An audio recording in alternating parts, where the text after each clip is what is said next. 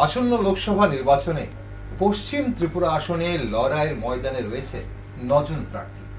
BJP, Congress, আরপিআইএ, SUCI এবং 5 জন নির্দল প্রার্থী। অন্যদিকে পূর্ব ত্রিপুরা আসনেও 9 জন প্রার্থী। উল্লেখযোগ্য, পূর্ব ত্রিপুরা আসনে মনোনয়ন দাখিল করেছে সিপিআইএম, বিজেপি, আইএনপিটি সহ 6 জন নির্দল প্রার্থী। নির্বাচনের মুখে পাহাড় ও সমতলে চলছে বিভিন্ন রাজনৈতিক দলের জোর প্রচার। একে অপরের বিরুদ্ধে অভিযোগ পাল্টা অভিযোগ করে ভোটারদের প্রভাবিত করার চেষ্টা করছে সব দল। এবারের লোকসভা নির্বাচনে বিভিন্ন দলের জোট বা আঁতাত একটি বিশাল আলোচ্য বিষয়। রাজ্যে কংগ্রেস এবং বামফ্রন্টের অ্যালায়েন্সকে কটাক্ষ করছে শাসক শিবির। অন্যদিকে বিজেপির সাথে তিপ্রামতার অ্যালায়েন্সকে হাতিয়ার করে ব্যাপক প্রচার করছে বিরোধী শিবির। বিজেপি চাইছে দুটো আসনে রেকর্ড ভোটে জয়। কংগ্রেস বলছে গণতন্ত্র বাঁচাতে মানুষ নীরব বিপ্লব করবে। এদিকে পূর্ব ত্রিপুরা আসনে হারানো জমি ফিরে পেতে মরিয়া বামফ্রন্ট। 2019 লোকসভা নির্বাচনে পূর্ব ত্রিপুরা আসনে কংগ্রেস এবং বামফ্রন্টের সম্মিলিত ভোট 4,78,799। বিশেষজ্ঞরা মনে করছেন তিপ্রামথার অন্দরে অসন্তোষকে কাজে লাগিয়ে জনজাতিদের ঘরে ফেরানোর চেষ্টা করছে বামফ্রন্ট। কি বলছে শাসক শিবির, কি বলছে বামফ্রন্ট নেতৃত্বরা, কি বলছে জনজাতি অংশের অরাজনৈতিক ব্যক্তিত্বরা, রাজনৈতিক নেতৃত্বরা? পাহাড় কোন দিকে এই মুহূর্তে ঝুঁকে আছে, এমন নানান প্রশ্নের জবাব খুঁজছি এবং নির্বাচনের মুখে পাহাড়ের নার্ভ বোঝার চেষ্টা করছি আমরা। নমস্কার, আমি দীপেন আর আপনারা দেখছেন নিউজ ভ্যানগার্ড। লোকসভা নির্বাচনকে সামনে রেখে রাজ্য রাজনীতির নানান দিক আলোচনা করতে আজ আমাদের এই বিশেষ টকশোতে আমার সাথে রয়েছেন রাজ্যের প্রাক্তন বিধায়ক তথা বাম নেতৃত্ব প্রণব দেববর্মা। স্বাগত প্রণববাবু আপনাকে। প্রণববাবু, রাজ্যে ইন্ডিয়া মঞ্চের প্রার্থীদের জয় নিয়ে আপনি ব্যক্তিগতভাবে এবং আপনার দল তো নিশ্চয়ই নিশ্চিত, কিন্তু আপনি ব্যক্তিগতভাবে কতটা নিশ্চিত? দেখুন, এই লোকসভা নির্বাচনে আমাদের ইন্ডিয়া যে মঞ্চ, এখান থেকে আমরা মানুষের কাছে, ভোটারদের কাছে আমরা আবেদন করছি যে এই ভোটটা এটা অন্যান্য সময়ের লোকসভা ভোটের চাইতে একটু আলাদা। আচ্ছা, অন্যান্য লোকসভা ভোটে তো আমরা কেন্দ্রে ক্ষমতায় যাওয়ার জন্য একটা দল হয়তো জিতবে আর একটা দল হারবে বা অন্য দলগুলিও থাকতে পারে। মূলত যারা শাসক দলে থাকবেন এবং যারা বিরোধী হবেন তাদের মধ্যে মূল প্রতিদ্বন্দ্বিতা, কেউ জিতবে কেউ হারবে। কিন্তু এবারে নির্বাচনে আমরা ইন্ডিয়া জোটের তরফ থেকে কেন ইন্ডিয়া জোট করা হলো এই বিষয়টা আপনার মানুষের কাছে খুব সংক্ষিপ্তভাবে আমরা বলার চেষ্টা করি। আচ্ছা, এবার সবচাইতে দেখার বিষয় হচ্ছে ইন্ডিয়া জোটের তরফ থেকে এই যে আহ্বানটা রাজ্যবাসীর কাছে, ভোটারদের কাছে, যে আমাদের দেশের গণতন্ত্র আক্রান্ত, আমাদের দেশের এখানে ধর্মনিরপেক্ষতা এটা আক্রান্ত এবং বিভিন্নভাবে আমাদের দেশের সংবিধান আক্রান্ত। কাজেই দেশের সংবিধানকে রক্ষা, গণতন্ত্রকে রক্ষা, ধর্মনিরপেক্ষতা রক্ষা করার স্বার্থেই জনগণ এবার ভোট দিতে, জনগণের কাছে এবার ভোট আমরা চাইছি। এবার ভোট চাইছি আমরা। মোদি যদি আবার এই 24-এ ক্ষমতায় ফিরে আসতে পারে, আমাদের দেশের সংবিধান থাকবে না।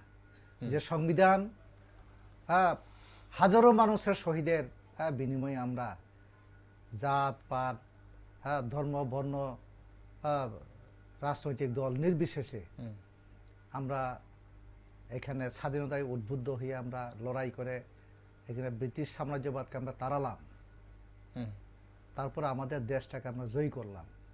এই সংবিধান এখন আক্রান্ত। যে সংবিধানকে রক্ষা করা, এটাই সবচেয়ে বড় আমরা প্রচারটা আমরা নিয়ে যাওয়ার আমরা চেষ্টা করছি। আচ্ছা, কাজেই আমাদের দৃঢ় বিশ্বাস শুধু বুদ্ধিজীবী মহল না, হুম, ভোটারদের মধ্যে তো বিভিন্ন স্তর আছে তার যে চেতনার দিক থেকে। হুম, হ্যাঁ, বুদ্ধিজীবী অংশ তো অবশ্যই আমরা আশা করি, এছাড়াও যারা শ্রমজীবী অংশের মানুষ, সাধারণ ভোটার, হুম। তারাও সারা দিচ্ছে গোটা দেশের মধ্যে এবং আমাদের রাজ্যের মধ্যে। এটা আমরা এটা দেখছি। কাজেই আমি মনে করি এখন অবধি পর্যন্ত যে অবস্থা তৈরি হয়েছে, হুম, আমাদের ত্রিপুরা রাজ্যে এইবার নীরব যে রায়, যাকে বলে আমরা নীরব বিপ্লব, হুম। এটা হওয়ার বিরাট সম্ভাবনা আছে। কারণ বিভিন্ন কারণে কেন্দ্র সরকারের উপরে, রাজ্য Okay. সরকারের উপরে মানুষের ক্ষোভটা বাড়ছে। ওকে, এটা হয়তো পরবর্তী সময়ে পয়েন্টে আসতে পারে। আমরা আসবো আপনার বিস্তারিত আলোচনা, কিন্তু আপনি বললেন সম্ভাবনা আছে প্রণববাবু, আমি সেই জায়গাটাই ধরলাম যে জয়ের একটা সম্ভাবনা আছে বলে আপনি মনে করছেন। এখন অনেকেই তো বলছেন যে 100% নিশ্চিত, আপনি বলছেন যে জয়ের সম্ভাবনা আছে। ওকে, আমি সে বিষয়ে আসবো। পাশাপাশি ইন্ডিয়া মঞ্চের দিল্লি দখল নিয়ে আপনি কতটা আশাবাদী? আমি 100%। আচ্ছা। কেন বলছি আমার যুক্তিটা হচ্ছে, হুম, গত লোকসভা নির্বাচনে হুম, মোদি বিজেপি একাই তো 303টা পেয়েছিল। হুম, এখানে বিজেপির সবচাইতে ভালো রেজাল্ট হয়েছিল হিন্দি বলয়, হুম, 6 থেকে 7টা রাজ্য, হুম। বড় ছোট মিলিয়ে, যাকে আমরা হিন্দি বলয় হিন্দি বলি। বল, গো বলয়। হ্যাঁ, গু বলয়। হুম। হিন্দি বলয়ে সবচাইতে বেশি ভালো ভালো রেজাল্ট করেছে। একজ্যাক্ট বলতে না পারলেও হুম, অন্তত পক্ষে এখানে হিন্দি বলয়ে সম্ভবত 260 থেকে 70টা আসন হতে পারে, এদিক সেদিক হতে পারে। হুম। তার মধ্যে 230-40 এরকম রেজাল্ট বিজেপির দখলে হয়েছিল। বিজেপির দখলে নিয়েছিল। হুম, তার মানে ভালো রেজাল্ট করেছে। হুম, এইবার কিন্তু মোদি, হুম, হ্যাঁ, হিন্দি বলে যেমন বিহার, হুম, রাজস্থান, হুম। মধ্যপ্রদেশ, উত্তরপ্রদেশ, উত্তরপ্রদেশ, এখানে বলছেন আপনি হ্যাঁ, বিজেপি ভালো ফল করবে না। এইবার এরকম রেজাল্ট করতে পারবে না। আচ্ছা। কারণ গতবারের চিত্রটা ছিল কংগ্রেস এবং এখানে সমাজবাদী পার্টি উত্তরপ্রদেশে, হুম, হ্যাঁ, বা সিপিআইএম। হুম, এবার যেটা 26টা থেকে 28টা দল মিলে ইন্ডিয়া জোট করলো, হুম, এই জোট গত নির্বাচনে তারা বিচ্ছিন্নভাবে তারা নির্বাচনে প্রতিদ্বন্দ্বিতা করেছিল। হুম, এবার কিন্তু ঐক্যবদ্ধভাবে লড়াইটা করছে। হুম, যার ফলে এখানে গতবার উত্তরপ্রদেশে যেহেতু 80টা লোকসভা আসন উত্তরপ্রদেশের কথা আগেই উত্তরপ্রদেশের কথাই আগে বলছি। হুম, উত্তরপ্রদেশে এখানে কংগ্রেস, মোলায়েম সিং যাদবের যে সমাজবাদী পার্টি, তারপরে মায়াবতী, এই সমস্ত দলগুলি ভাগাভাগি আলাদাভাবে নির্বাচনের প্রতিদ্বন্দ্বিতা করেছিল, ভোট ভাগাভাগি হয়ে গিয়েছিল। হুম। যার কারণে এখানে মানে আপনারা বলছেন এবার কম ভোট ভোট ভাগাভাগি পেয়েও হবে না। কিন্তু কম ভোট পেয়েও কিন্তু বিজেপি ক্যান্ডিডেট তারা জয়ী হয়েছে। আচ্ছা। কিন্তু এবার কিন্তু এই সুযোগটা কম। হুম, ঠিক এরকমটা বিহার। হুম। বিহার, বিহারে তো নীতিশ কুমার চলে গিয়ে বিজেপিকে নীতিশ স্ট্রং কুমার করে চলে দিলেন। গেলেও কিন্তু আপনারা কিছুদিন আগে পাটনার যে জনসভা হয়েছে দেখেছেন তো, এখন পর্যন্ত বিজেপি টাক্কর দিতে পারছে না। কিন্তু এই পাটনার যে জনসমাবেশটা হুম, এখন পর্যন্ত পারছে না। হুম, হয়তো তারও করার চেষ্টা করছে। হুম, নীতিশ কুমার গেলেও, নীতিশ কুমারের সাথে কিছু জনপ্রতিনিধি গেলেও হুম। সাধারণ ভোটাররা কিন্তু তাদের সাথে যায় নাই। আচ্ছা। এটাই কিন্তু নতুন একটা বিষয়।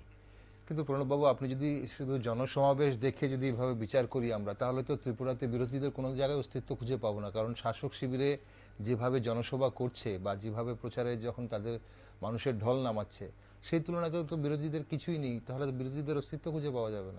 অ্যান্টি ইনকামবেন্সি যাকে বলি আমরা। আচ্ছা। হ্যাঁ, বিহারও, হ্যাঁ, আচ্ছা। এখানে নীতিশ কুমারের দল হুম, এবং তাকে এখন নাম দিয়েছে পাল্টুরাম। হুম, তারাই নাম দিয়েছে পাল্টুরাম। হ্যাঁ, 5বার না 6বার বিজেপির সমর্থনে সরকার করলো। হুম, হ্যাঁ, অ্যান্টি ইনকামবেন্সি থাকবে। তারপরে এখানে যোগী আদিত্যনাথ 10 বছর, হুম, হ্যাঁ, সময়ের জন্য সরকারে বেশি দিন থাকলে এবার একটা ইনকামবেন্সি থাকে। হুম।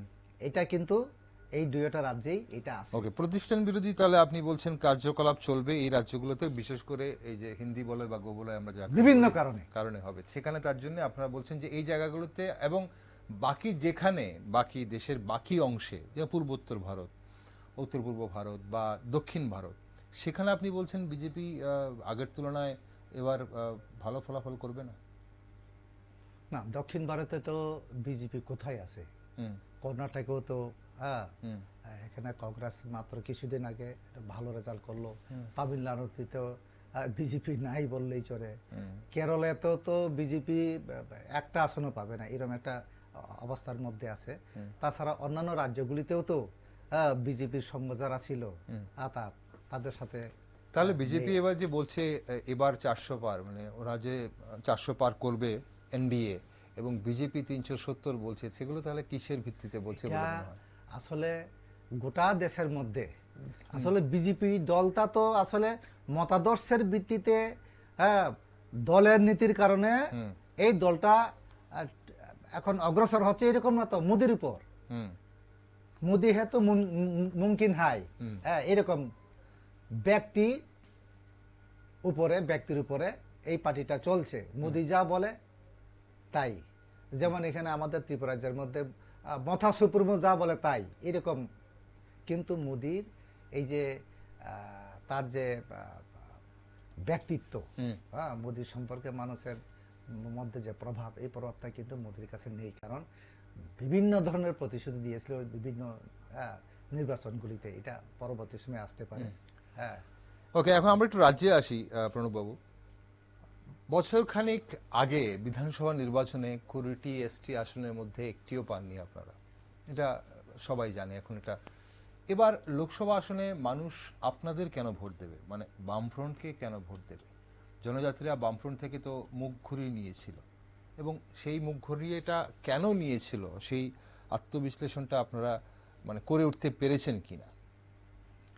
আসলে মানুষ মুখ ঘুরিয়ে নিয়েছেন, এটা আমরা সবটা এটাকে এইভাবে আমরা দেখছি না। আচ্ছা, এটা সাময়িক কালের জন্য মানুষের মধ্যে একটা বিভ্রান্তি। যেমন উপজাতিদের মধ্যে এটা দীর্ঘ বছরই উপজাতিদের মধ্যে একটা সেন্টিমেন্ট, এই সেন্টিমেন্টটাকে কাজে লাগিয়েছে। আচ্ছা, যেমন আমরা এক সময় উপজাতিরা ত্রিপুরা রাজ্যের মধ্যে আমরা সংখ্যাগরিষ্ঠ ছিলাম। ঐতিহাসিক কারণে পূর্ববঙ্গ থেকে এখানে অন্য অংশের মানুষ এসে এখন আমরা এই সংখ্যালঘুতে পরিণত হয়েছি। এই যে মানসিকতা উপজাতিদের মধ্যে এটা আছে, এই সেন্টিমেন্টটাকে কাজে লাগিয়েই প্রদ্যুৎ কিশোর দেববর্মা সে এখানে গ্রেটার ত্রিপুরাল্যান্ডের স্লোগান, তার আগে এনসি দেববর্মা ত্রিপুরাল্যান্ডের স্লোগান, যে না বাঙালিদের কারণে অন্য জাতির কারণে উপজাতিরা আজগা সংখ্যালঘুতে পরিণত হয়েছে, আগামী দিনে আরো আসবে, উপজাতিদের অস্তিত্ব থাকবে না। এই ভয়টা উপজাতিদের মধ্যে এটা আছে, এই সেন্টিমেন্টটা আছে। এইরকম জায়গাতে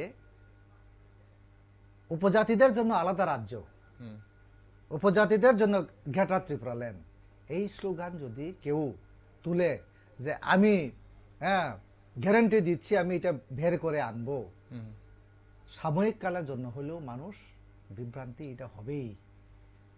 কাজেই এটাকে আমরা পার্মানেন্ট এই সমস্ত বলছি না আমরা, আমাদের কাছে তাহলে 2023 মুখ ঘুরিয়ে নিয়েছেন এই কথা আমরা বলছি না।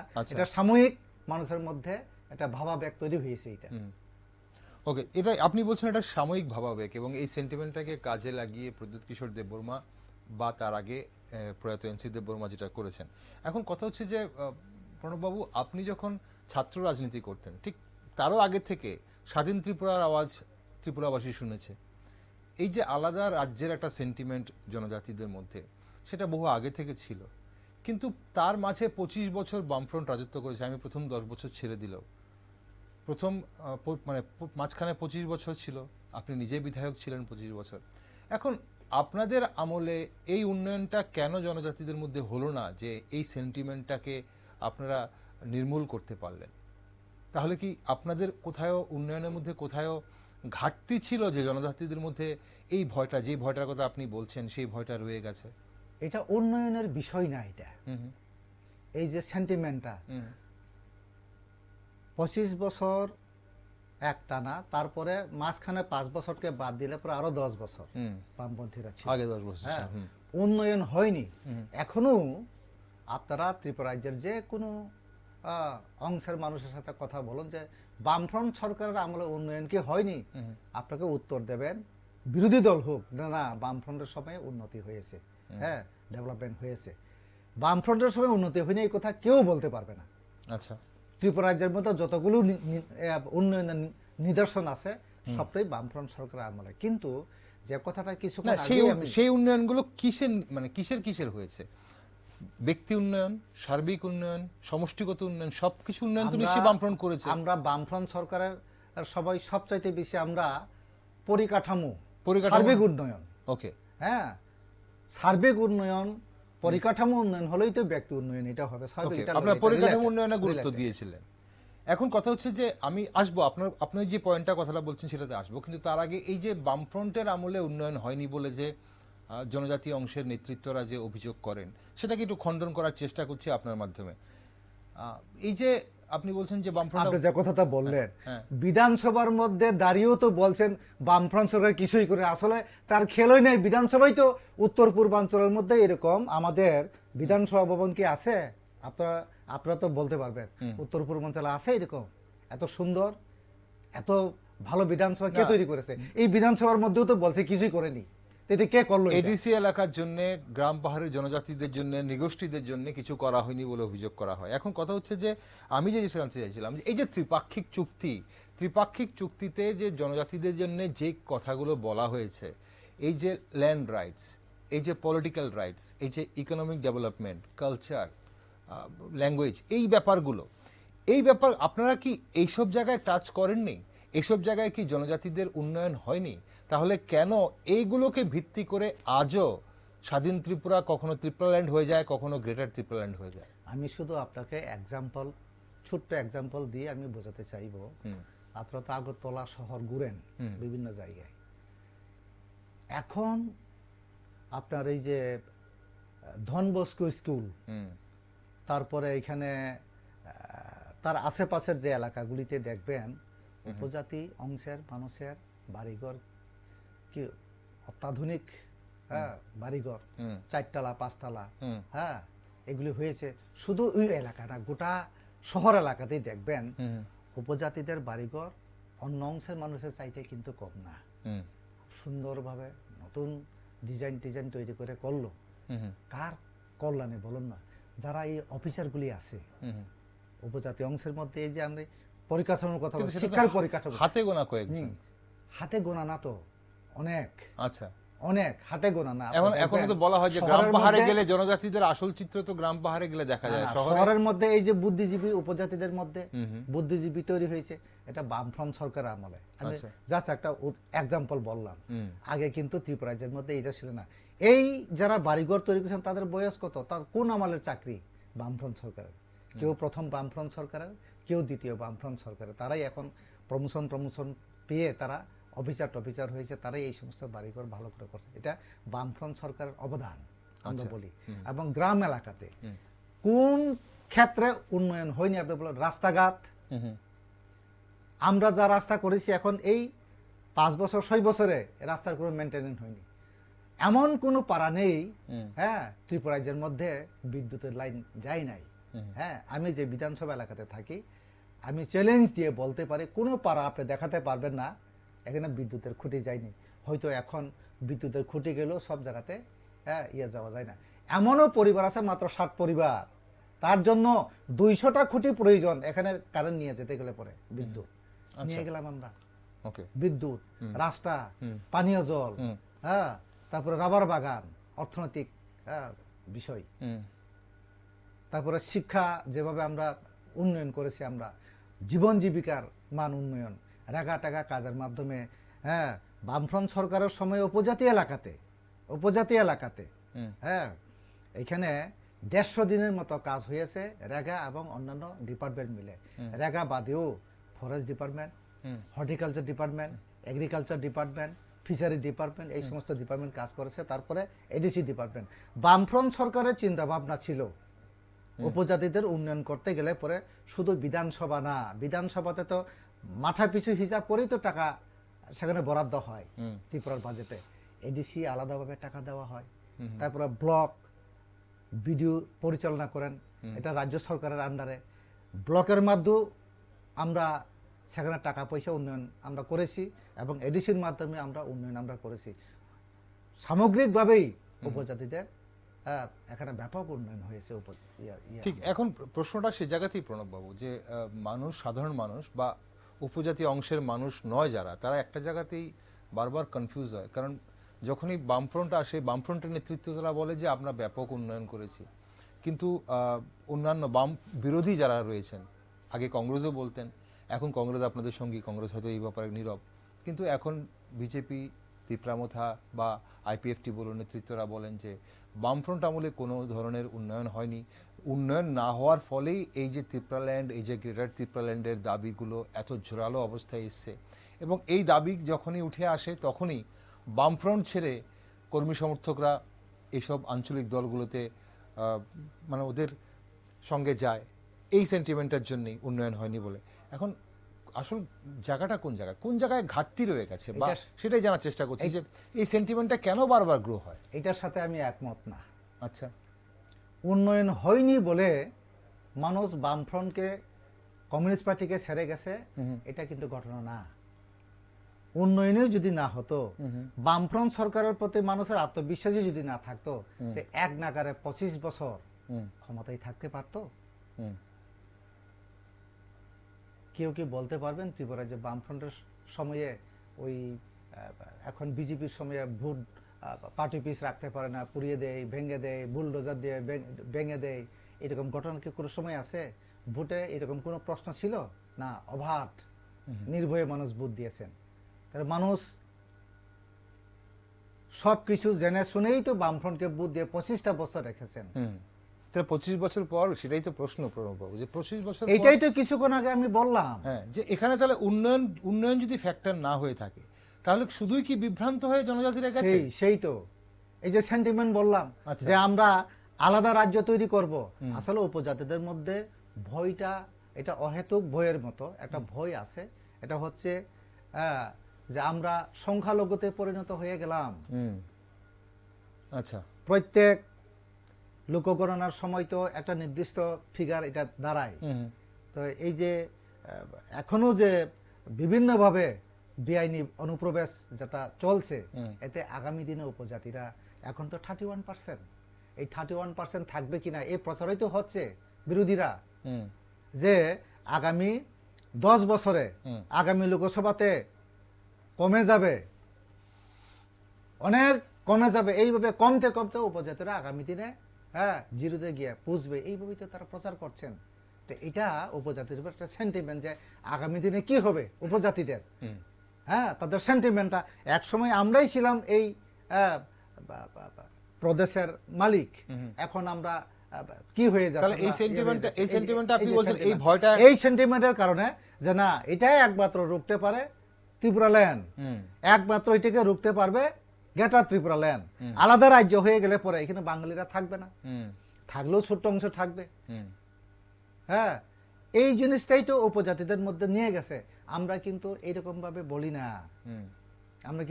ভাবে বলি না, আমাদের মূল বক্তব্য হচ্ছে এটা ঐতিহাসিক কারণে অধুনা বাংলাদেশ থেকে, পূর্ববঙ্গ থেকে যে এখানে লোকগুলি এসেছেন, এখানে তারাও তো বিপদে পড়ে এসেছেন। ত্রিপুরাজ্যের মধ্যে সবাই আমরা জায়গা দিয়েছি,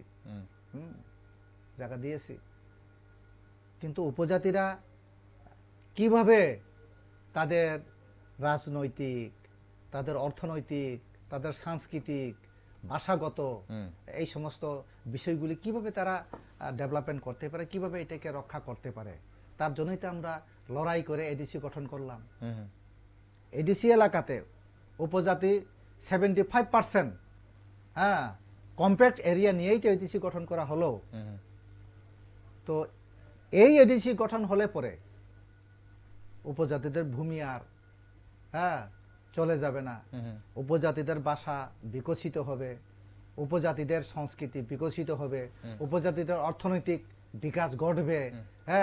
রাজ্য সরকারও উপজাতিদের সেখানে সরকারের অংশদান থাকবে, এডিসিতেও স্বায়ত্তশাসিত যে সংস্থাটা থাকবে।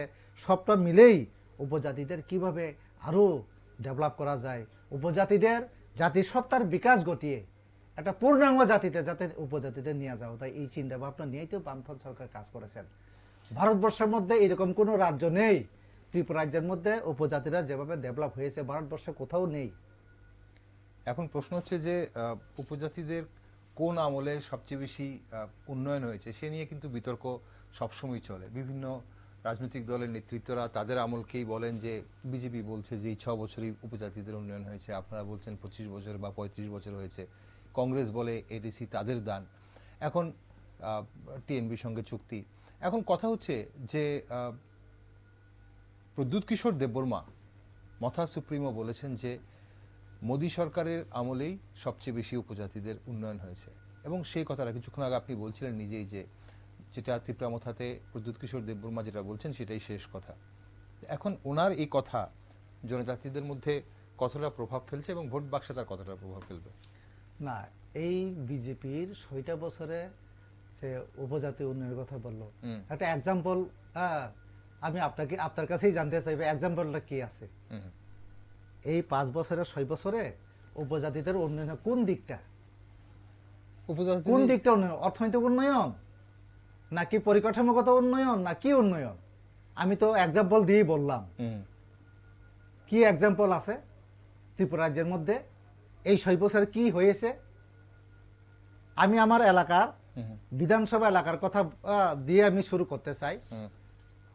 এই বিধানসভা এলাকার মধ্যে এই বিগত 5টা বছর এবং এখন 1 বছর হলো, এই 6টা বছরে এমন কোন নতুন পরিকাঠামো, একটা পরিকাঠামো গড়ে ওঠেনি।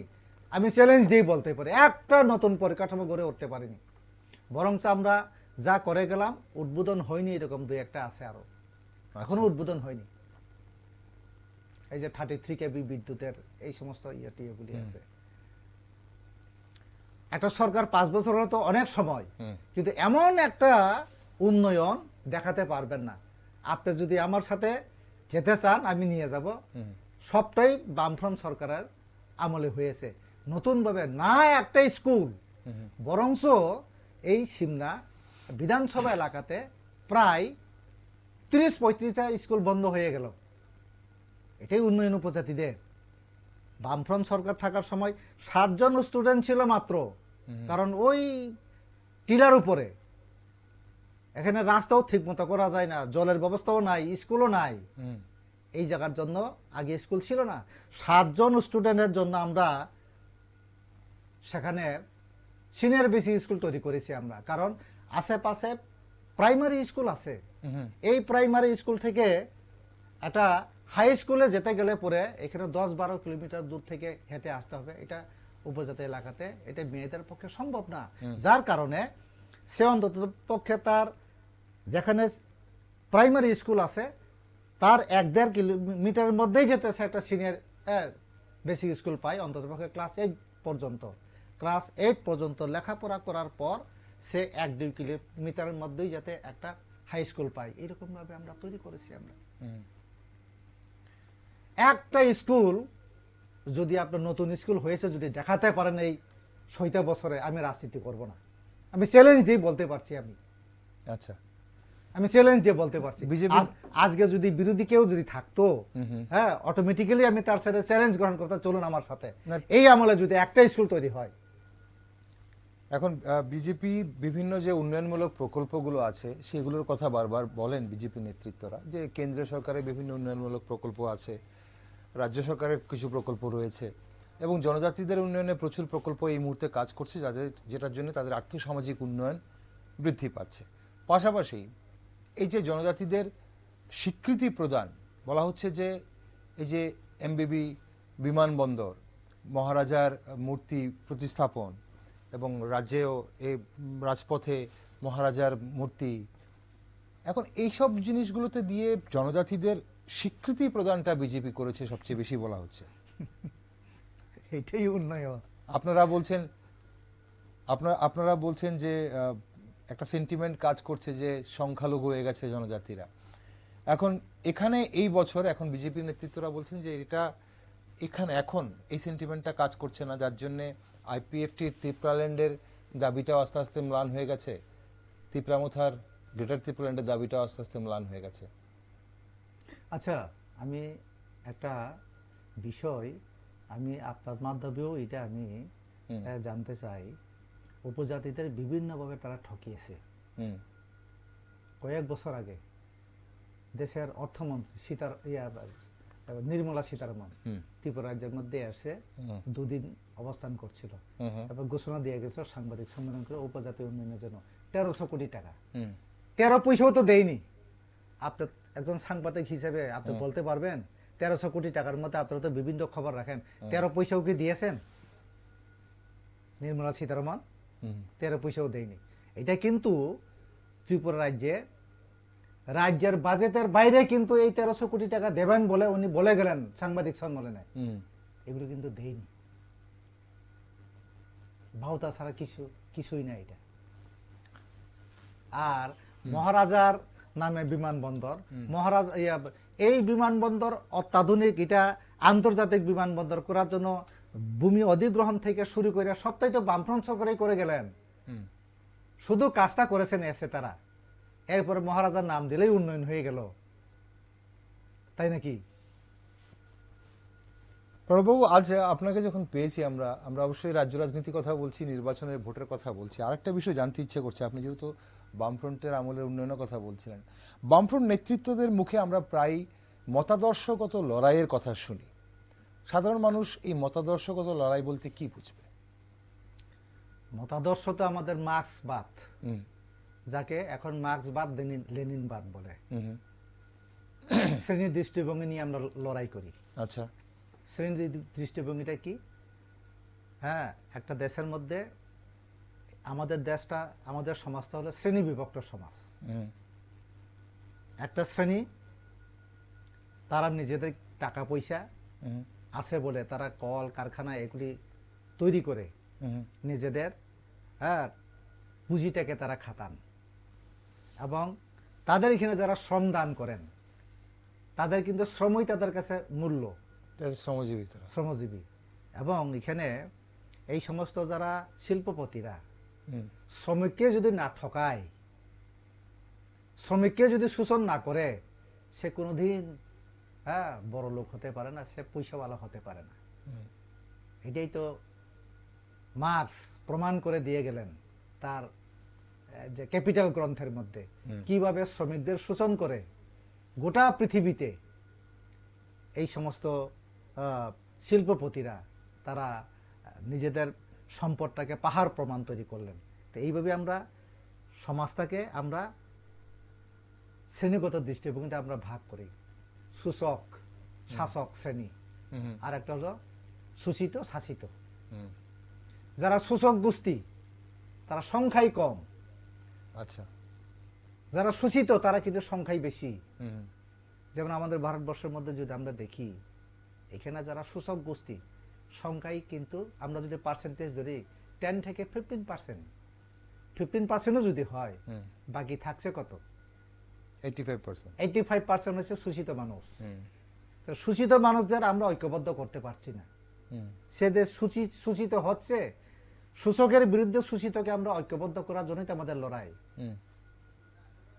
সংখ্যায় কম, যুগ যুগ ধরে শোষণ করে শাসন করে তারাই শোষণ করছে মানুষকে। আর আমরা শোষিত হয়ে আমরা ঐক্যবদ্ধ হয়ে এই 15%কে পরাজিত করে আমরা কিন্তু ক্ষমতায় আসতে পারছি না। দেখিয়েছি আমরা ওয়েস্ট বেঙ্গলে, দেখিয়েছি কেরলে, দেখিয়েছি ত্রিপুরাতে, কিভাবে শ্রেণী দৃষ্টিভঙ্গি নিয়ে লড়াই করে শ্রমজীবী অংশের মানুষদের মন জয় করে আমরা এটা করেছি। গোটা ভারতবর্ষই তো এই ফর্মুলা নিয়ে যাওয়ার আমরা চেষ্টা করছি। আমরা এখন সেটাই প্রশ্ন প্রণববাবু, যে এটাই যদি মতাদর্শগত লড়াই হয় এবং বামফ্রন্টের মতাদর্শগত লড়াই, যেই লড়াইয়ের কথা আপনারা বলেন, তাহলে অনেকেই বলেন যে বামফ্রন্ট তাদের মতাদর্শগত বা আদর্শগত লড়াই থেকে অনেকটা দূরে সরে গেছে, এবং বর্তমানে আদর্শগত লড়াই ও ভোটের লড়াইয়ের সমন্বয়ে বামফ্রন্টের অবস্থানটা কি? না, আমরা আমাদের মতাদর্শগত দিক থেকে আমরা 1 ইঞ্চিও আমরা কিন্তু লড়েনি। তাহলে আপনারা কংগ্রেসের সাথে তো আতাতে গেলেন, এবং ইন্ডিয়া মঞ্চতে এমন অনেক দল আছে যাদের সঙ্গে আপনাদের আদর্শগত কোনোভাবেই মিল হয় না। আমি কিন্তু প্রথমেই শুরুতেই বলেছি, কংগ্রেসের সাথে এইবার শুধু সিপিএম না তো, দেশের সংবিধানকে রক্ষা করার জন্য, আচ্ছা, গণতন্ত্র রক্ষা করার জন্য বলেছেন। এরপরে এখানে ধর্মনিরপেক্ষতা রাখার স্বার্থে হুম, এখানে ইন্ডিয়া জোট তৈরি হয়েছে, হুম, নাহলে এই দেশের সংবিধান থাকবে না। হুম। ব্রিটিশদের তাড়ানোর জন্য তখন মানুষ দল মত নির্বিশেষে ঐক্যবদ্ধ হয়েছিল, হুম। সমস্ত বিরোধীরা না, আমার প্রশ্নটা সেই জায়গায় নয়। এবারের কি আপনি হচ্ছে? এবারের নির্বাচনে আপনারা ইন্ডিয়া মঞ্চ তৈরি হয়েছে, কিন্তু বাম বা সিপিএম বামফ্রন্টের আদর্শগত লড়াই থেকে সরে যাওয়ার কাহিনীটা তো কয়েক যুগ আগে থেকে খুব সম্ভবত, না, কারণ নীতিগত আমি এটার সাথে একমত না। কারণ আপনারা কংগ্রেসের সঙ্গে আদর্শগত ইউপিএ ওয়ানেও কংগ্রেসের নীতিগতভাবে সঙ্গে আমরা কখনো আমাদের আদর্শগত থেকে আমরা কখনো আমরা বিচ্যুত against হননি সরে আপনারা, যাইনি, না। ট্র্যাক থেকে সরেননি আপনারা।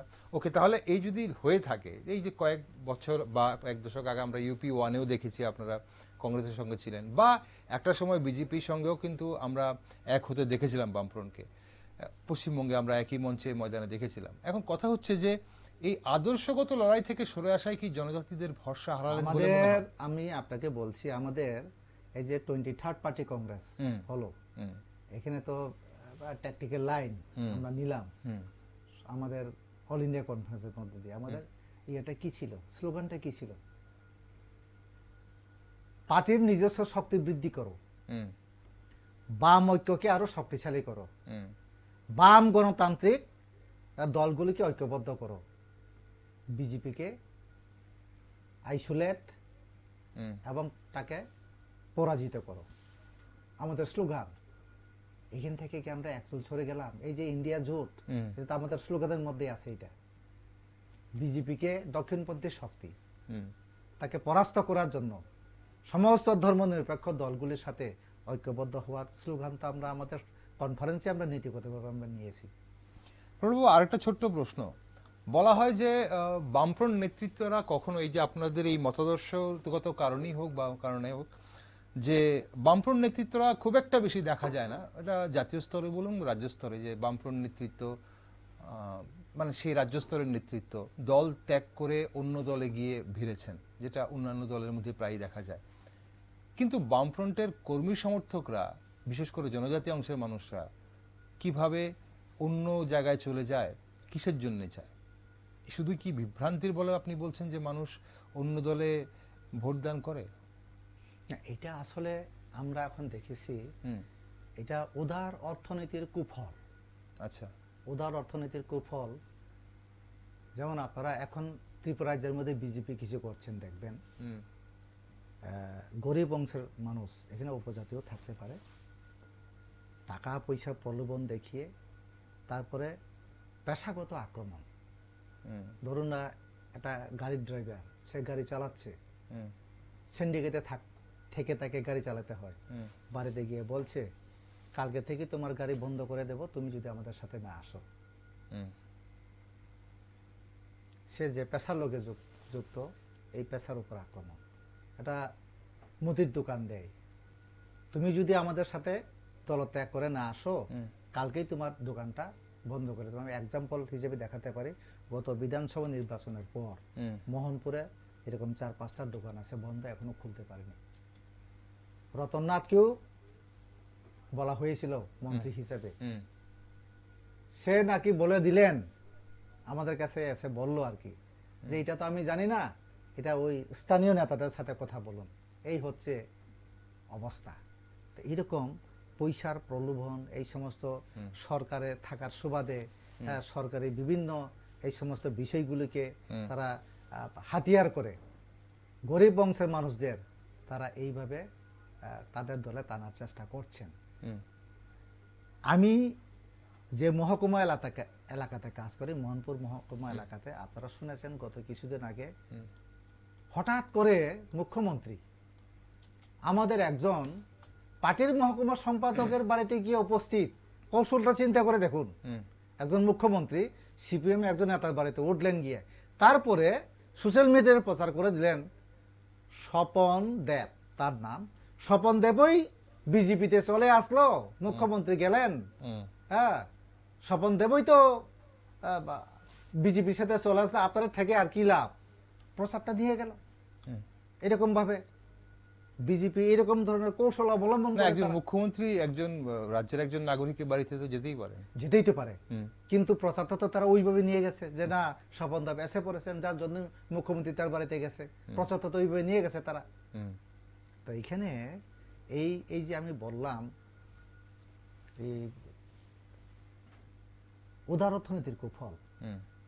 নির্বাচনে, এই যে নির্বাচনী বন্টন এগুলি তো সবটা এটার মধ্যেই পড়ে। এটা ওকে, এমন ভাবে টাকা পয়সা ব্যবহার করে হুম, এমপি পর্যন্ত, এমএলএ পর্যন্ত গরু ছাগল বাজারে যেরকম বিক্রি করি আমরা এরকম। আপনারা দেখলেন তো একমাত্র বামপন্থী এমপি এমএলএ ছাড়া হ্যাঁ সমস্ত এই সমস্ত দলগুলি যারা বুর্জুয়া দল, হ্যাঁ দক্ষিণপন্থী দল, তারা বিশ্বাস করেন না এরকম কোন বিধানসভা ইয়েতে সংখ্যাগরিষ্ঠ এরকম নো কনফিডেন্স মোশন টোশন আনার সম্ভাবনা তৈরি হলে পরে হুম, বিধায়কদের একটা দামি হোটেলে নিয়ে তাদেরকে সেখানে বন্দি করে রেখে দেন। ওই মুরগিদের যেমন আমরা খাঁচাতে বলে রাখি এরকম বামপন্থীরা ছাড়া অন্য দলগুলি এই সমস্ত করে। এটা কারণ টাকা পয়সা দিয়ে এখন তো আপনি যে অভিযোগ করছেন প্রণব বাবু, এটা তো ইন্ডিয়া মঞ্চের এরকম আপনার পাশে এরকম অনেক দল আছে যারা এগুলো করে আর করছে, এই যে এখন নিয়ে করছে ইন্ডিয়া যেমন নীতিশ কুমার থাকতেই পারে এরকম। নীতিশ কুমার নিজেই বলল যে না বিজেপির সাথে থাকা যায় না, হ্যাঁ বিজেপির সাথে থাকা যায় না। সেই তো ইন্ডিয়া মঞ্চ প্রথম শুরু করেছিল প্রচারটা, তারপরে নিজের স্বার্থ সিদ্ধির জন্য চলে গেলেন আবার। ওকে, আমরা একটু রাজ্যে ফিরে আসি, সময় ফুরিয়ে আসছে প্রণব বাবু। এই যে ত্রিপাক্ষিক চুক্তির পর তিপ্রামতার ভোট ব্যাংক মানে কতটা অক্ষত আছে বলে আপনি মনে করেন? কারণ 2019-এ বামফ্রন্টের যে লোকসভায় বামফ্রন্টের যে ভোট ব্যাংক ছিল জনজাতিদের মধ্যে, এখন সেই ভোট ব্যাংকটা 2021-এ এবং 2023-এ আমরা দেখলাম সেখানে ধস নেমে তিপ্রামথার দখলে গেছে জনজাতিদের বেশিরভাগ অংশের মানুষ। এখন কথা হচ্ছে সেই ভোট ব্যাংক আপনারা কতটা আবার দখল নিতে পারছেন বলে এবার? শুনুন, তাদের ভোট ব্যাংক বলতে কিছু নেই। 2021-এর আগে এডিসি নির্বাচনের আগে মথা নামে কোনো কিছু ছিল না, তাদের কোনো ভোট ব্যাংক ছিল? কিন্তু তারা এসেই তো এরকম ভাবে একদম সেটাই তো বললাম, ফুটে খেললো একটা স্লোগানের ভিত্তিতে উপজাত অংশের মানুষদেরকে বিভ্রান্ত করে এই সমস্ত তারা করেছেন। তাদের ভোট ব্যাংক বলে কিছু নেই। যেমন ত্রিপুরাজ্যের মধ্যে বিজেপিরও তো কোনো ভোট ব্যাংক ছিল না। 18 বিধানসভা নির্বাচনের আগে বিধানসভা রেকর্ডটা দেখুন না, কত পার্সেন্ট ভোট পেয়েছে তারা? 1 থেকে 1.5% ভোট। 1 থেকে 1.5% ভোট হয়ে গেল 52% ভোট। কারা দিল? সেটাই তো আমি বললাম, কোনো ভোট ব্যাংক ছিল না তো তাদের। না, ছিল না তো, কোনো ভোট ব্যাংক ছিল না।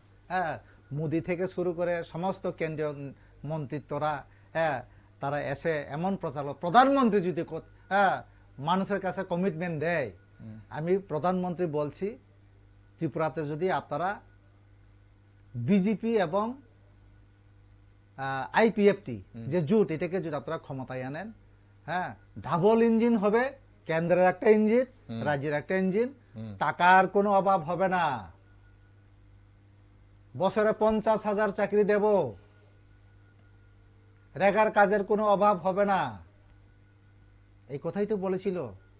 কর্মচারীদের বলেছিল যারা অস্থায়ী কর্মচারী সবাইকেই স্থায়ী করে দেওয়া হবে।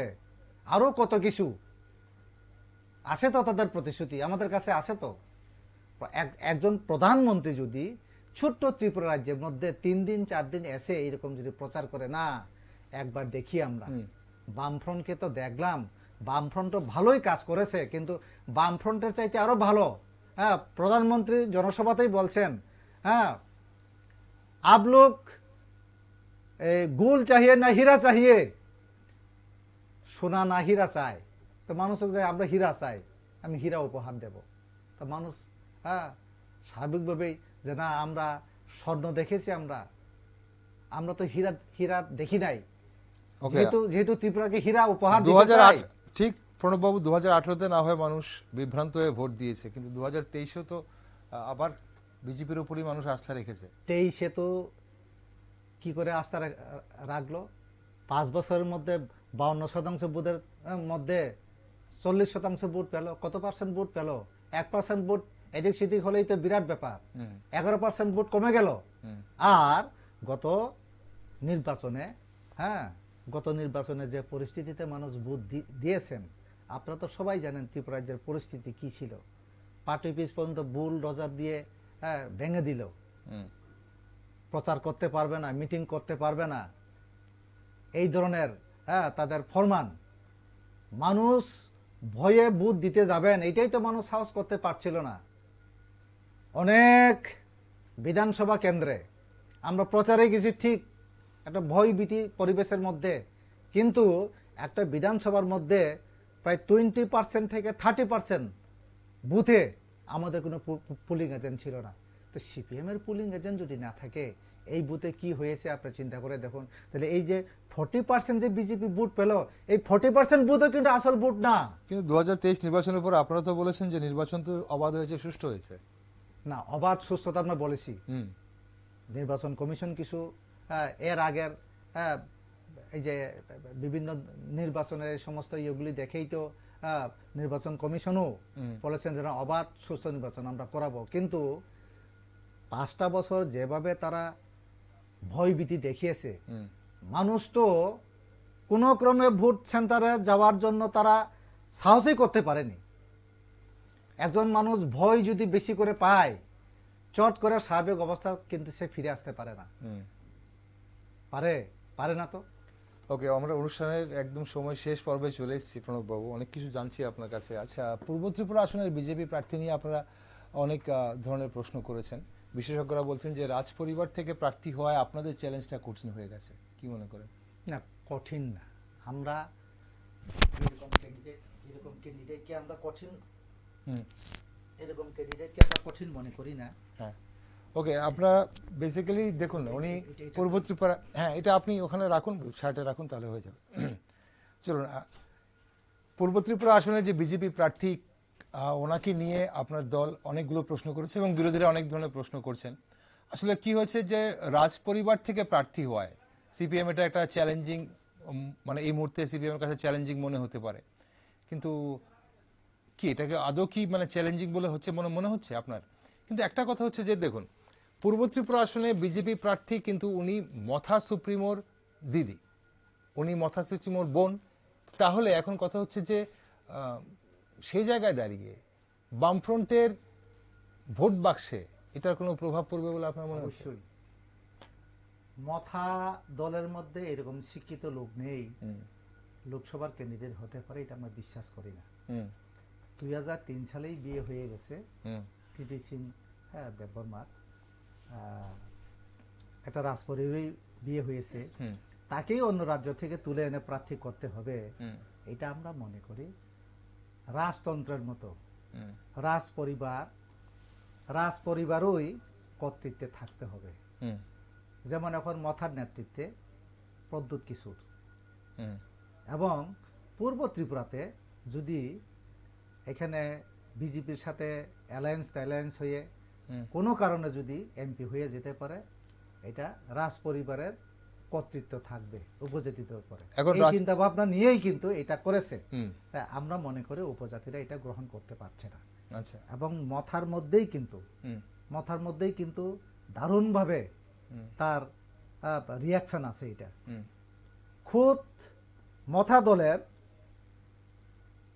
সিটিং এমএলএ চিত্তরঞ্জন দেববর্মা, সেই তো সাংবাদিক সম্মেলন করে বলল এটা প্রদ্যুৎ কিশোরের নিজেদের কর্তৃত্ব ধরে রাখার ছাড়া আর কিছুই না। তারপরে এই যে আপনি ত্রিপাক্ষিক চুক্তির কথা বললেন, এই ত্রিপাক্ষিক চুক্তির মধ্যে তো আমিও তো একজন টিসিএস অফিসার, আমি সবকিছু জানি। এটা প্রশাসনিক বাসা কয়েকটা ওয়ার্ড সেন্টেন্স ছাড়া এখানে কিছুই নেই।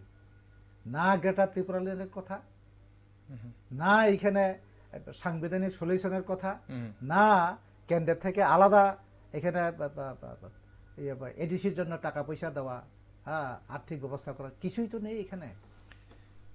ওকে, তো জনজাতিরা এই মুহূর্তে নির্বাচনের মুখে কতটা আপনাদের সঙ্গে আছে বা কতটা শাসক গোষ্ঠীর সঙ্গে আছে সেটা তো আমরা নিশ্চয়ই পরে দেখব। কিন্তু রাজ্যের 28 লক্ষ ভোটারের কাছে কিসের নিরিখে ভোট চাইবেন আপনারা? বামফ্রন্ট কিসের নিরিখে ভোট চাইছে? পশ্চিম ত্রিপুরায় কংগ্রেসের জন্য এবং পূর্ব ত্রিপুরায় বামফ্রন্ট নিজের প্রার্থীর জন্য কিসের নিরিখে ভোট চাইছেন আপনারা? আমরা চাইছি বিজেপি কেন্দ্রে যেমন প্রতারণা করেছে জনগণের সাথে, এই রাজ্যের বিজেপিও মানুষের সাথে প্রতারণা করেছে। তারা নির্বাচনে যা প্রতিশ্রুতি তারা দিয়েছিল, এই প্রতিশ্রুতিগুলি তারা প্রতিপালন তারা করেনি, কেন্দ্র করেনি। মোদির গ্যারান্টি বলতে কি, মোদি নতুন করে গ্যারান্টি দেওয়ার কথা বলছেন, আগের গ্যারান্টিটাও পূরণ করেনি। বছরে 2 কোটি চাকরি দেওয়ার কথা দেয়নি। ক্ষমতায় যাওয়ার 100 দিনের মধ্যে জিনিসপত্রের দাম কমাবেন, এটাও করেনি। হ্যাঁ, কাজেই এখানে কেন্দ্রীয় সরকারের প্রতি মানুষের ক্ষোভ আছে, কারণ তারা নির্বাচনে যা প্রতিশ্রুতি দিয়েছিল এই প্রতিশ্রুতিগুলি তারা প্রতিপালন করেনি।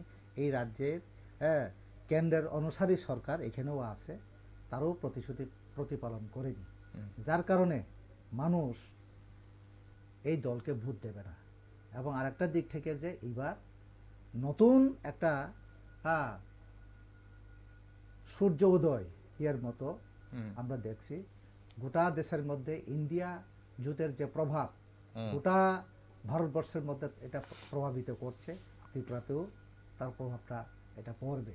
কাজেই মানুষ একদিকে উপজাতি এলাকাতে মথা উপজাতিদের সাথে বিশ্বাসঘাতকতা করেছে, আর সমতল এলাকাতে বিজেপি এখানে সমতল এলাকাতে সাধারণ মানুষদের সাথে প্রতারণা করেছেন। নির্বাচনী যা প্রতিশ্রুতি ছিল প্রতিপালন তারা করেনি।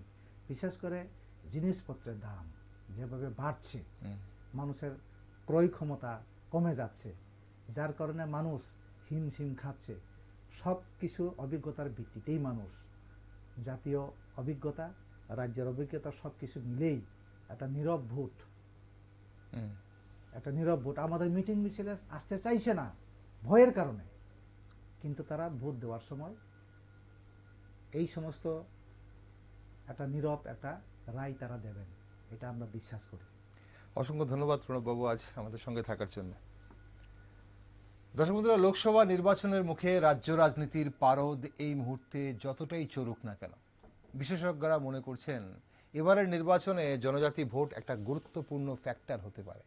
তবে নির্বাচনের আগ মুহূর্তে রাজ্যের প্রধান বিরোধী দল তিপ্রামথার মন্ত্রিসভায় যোগদানের ফলে আখেরে লাভ শাসক দলের হলো না বিরোধী শিবিরের, তার সময় বলবে।